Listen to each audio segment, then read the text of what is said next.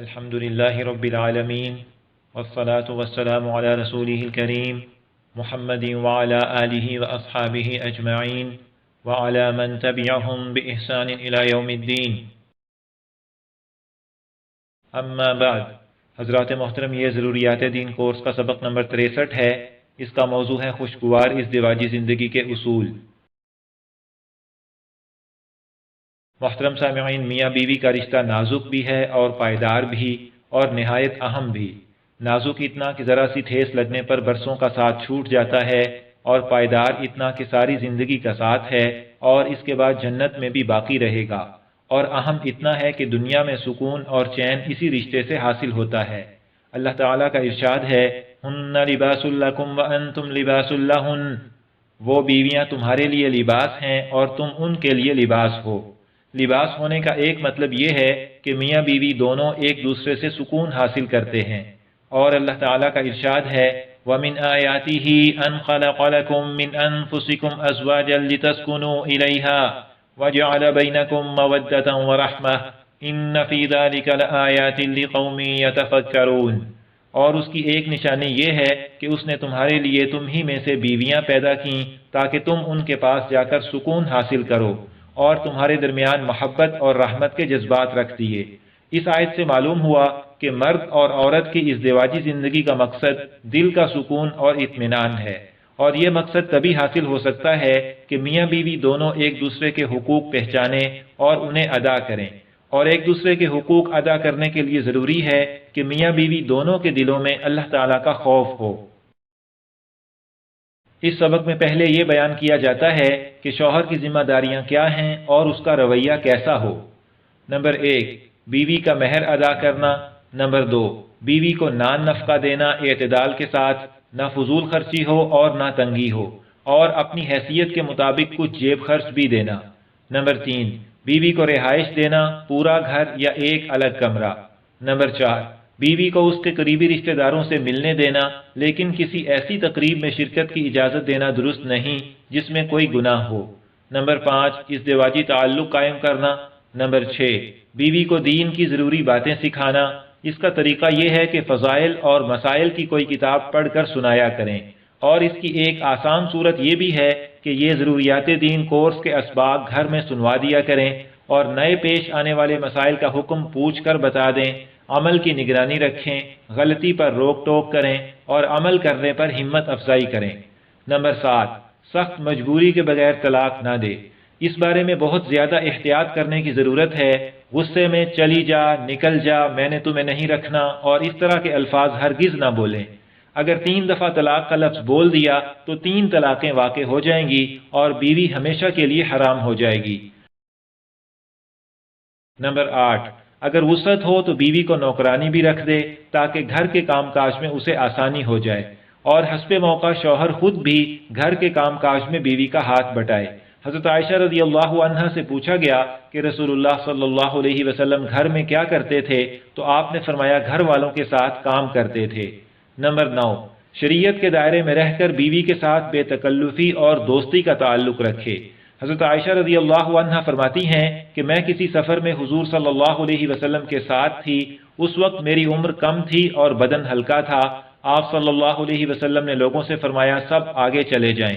سب آگے چلے گئے تو آپ صلی اللہ علیہ وسلم نے حضرت عائشہ سے فرمایا آؤ میں تمہارے ساتھ دوڑ لگاؤں۔ حضرت عائشہ فرماتی ہیں میں نے آپ کے ساتھ دوڑ لگائی تو آپ سے آگے نکل گئی۔ آپ نے کچھ نہیں فرمایا، حتیٰ کہ ایک لمبے عرصے کے بعد جب میرا بدن بھاری ہو گیا اور مجھے یہ واقعہ بھول چکا تو میں آپ صلی اللہ علیہ وسلم کے ساتھ کسی سفر میں گئی۔ آپ نے لوگوں سے فرمایا سب آگے چلے جائیں۔ سب لوگ چلے گئے تو آپ نے مجھ سے فرمایا آؤ تمہارے ساتھ دوڑ لگاؤں۔ میں نے آپ کے ساتھ دوڑ لگائی تو آپ مجھ سے آگے نکل گئے۔ آپ مسکرانے لگے اور فرمایا یہ پہلی دفعہ کے برابر ہو گیا۔ اب اس کے ساتھ ایک دوسرا واقعہ ملائیے۔ حضرت عائشہ رضی اللہ عنہا نے ایک دفعہ جاندار کی تصویر والا پردہ لٹکایا تو آپ صلی اللہ علیہ وسلم حجرے کے دروازے پر ہی رک گئے، اندر داخل نہیں ہوئے، اور آپ صلی اللہ علیہ وسلم کے چہرے پر ناگواری کے آثار دیکھ کر حضرت عائشہ رضی اللہ عنہا نے عرض کیا یا رسول اللہ میری توبہ، مجھ سے کیا گناہ ہوا؟ تو آپ صلی اللہ علیہ وسلم نے فرمایا جس گھر میں جاندار کی تصویر ہو اس میں فرشتے نہیں آتے۔ ان دونوں واقعات کو ملائیے، ایک طرف تو اتنی بے تکلفی کہ بیوی کے ساتھ دوڑ لگائی، اور دوسری طرف اتنی ناگواری کہ گھر میں داخل ہی نہیں ہوئے، تو معیار شریعت ہے، ترازو دینی تعلیمات ہیں، جہاں تک دین اجازت دے وہاں تک نرمی ہو، اور جب دین کی خلاف ورزی ہو تو پھر ناراضگی ہو۔ نمبر 10، والدہ، بیوی اور بہن میں توازن رکھے، ان میں سے ہر رشتے کا اپنا مقام ہے، کسی ایک کی طرف اتنا جھکاؤ اختیار نہ کرے کہ دوسرے کی حق تلفی ہونے لگے۔ نمبر 11، بیوی کی کمزوریاں برداشت کرے، نرمی اور ہمدردی سے اسے تنہائی میں سمجھائے۔ نبی اکرم صلی اللہ علیہ وسلم کا ارشاد ہے، کوئی مومن اپنی بیوی سے نفرت نہ کرے، اگر اس کی ایک عادت ناپسند ہوگی تو دوسری اچھی بھی ہوگی۔ حضرات محترم، یہاں تک شوہر کی کچھ ذمہ داریاں بیان ہوئیں، اب دیکھیے بیوی کی ذمہ داریاں کیا ہیں اور اس کا رویہ کیسا ہو۔ نمبر 1، شوہر کا حق باپ سے بھی زیادہ ہے، لہٰذا بیوی ہر موقع پر شوہر کے ساتھ ادب اور تہذیب سے پیش آئے، شوہر کی بے ادبی اور اسے تکلیف پہنچانے سے بچے۔ نبی اکرم صلی اللہ علیہ وسلم کا ارشاد ہے، اگر میں کسی کو کسی انسان کے سامنے سجدے کا حکم دیتا تو بیوی کو شوہر کو سجدہ کرنے کا حکم دیتا۔ اور آپ صلی اللہ علیہ وسلم کا ارشاد ہے، دنیا میں جب بیوی شوہر کو ستاتی ہے تو آخرت میں جو حور شوہر کو ملنی ہے وہ کہتی ہے اسے نہ ستاؤ، یہ تو تمہارے پاس ہمارا مہمان ہے، ان قریب تمہیں چھوڑ کر ہمارے پاس آ جائے گا۔ نمبر 2، شوہر کے سامنے بیوی صاف ستھری اور بن ٹھن کر رہے تاکہ اسے دیکھ کر شوہر کا دل خوش ہو۔ نمبر 3، جائز کاموں میں شوہر کا کہا مانے۔ رسول اللہ صلی اللہ علیہ وسلم سے پوچھا گیا، کون سی عورت سب سے اچھی ہے؟ تو آپ نے فرمایا، جسے دیکھ کر شوہر خوش ہو جائے، یعنی جو زیب و زینت کے ساتھ رہے اور جو شوہر کا حکم مانے۔ نمبر 4، اگر شوہر کو نوکرانی کی وسعت نہ ہو تو گھر کا کام کاج بیوی کر دیا کرے، اس میں کوئی عار کی بات نہیں۔ نبی اکرم صلی اللہ علیہ وسلم کی صاحبزادی حضرت فاطمہ رضی اللہ عنہا گھر کا کام کاج خود کرتی تھیں، حتیٰ کہ ایک دفعہ حضرت فاطمہ نے آپ صلی اللہ علیہ وسلم سے گھر کے کام کاج کی مشقت کا ذکر کیا اور نوکرانی کے لیے عرض کیا تو آپ صلی اللہ علیہ وسلم نے عذر کر دیا کہ اہل صفہ کو چھوڑ کر تمہیں نہیں دے سکتا، اور تسبیحات پڑھنے کا فرمایا۔ نمبر 5، ساس سسر کی خدمت اور تابعداری اپنے والدین کی طرح کرے۔ نمبر 6، سسرال کی ذرا ذرا سی بات میکے جا کر نہ کہے۔ نمبر 7، شوہر کی ناراضگی عذر معذرت کر کے دور کر لے۔ نمبر 8، شوہر کی حیثیت سے زیادہ خرچ نہ مانگے۔ نمبر 9، شوہر کی اجازت کے بغیر گھر سے باہر نہ جائے، نفلی نماز روزہ نہ کرے اور اس کے پیسے خرچ نہ کرے۔ نمبر 10، شوہر کی ناشکری نہ کرے۔ ایک دفعہ نبی اکرم صلی اللہ علیہ وسلم کا گزر عورتوں کے پاس سے ہوا تو فرمایا، عورتوں صدقہ کرو کیونکہ تم مجھے جہنم میں زیادہ دکھائی گئی ہو۔ عورتوں نے عرض کیا، اس کی کیا وجہ ہے یا رسول اللہ؟ تو آپ صلی اللہ علیہ وسلم نے فرمایا، اس لیے کہ تم لعنت بہت کرتی ہو اور شوہر کی ناشکری کرتی ہو۔ نمبر 11، جب شوہر اپنے کام کے لیے بلائے تو آ جائے۔ اگر میاں اور بیوی دونوں اپنی اپنی ذمہ داریاں نبھائیں تو گھر جنت بن جائے گا۔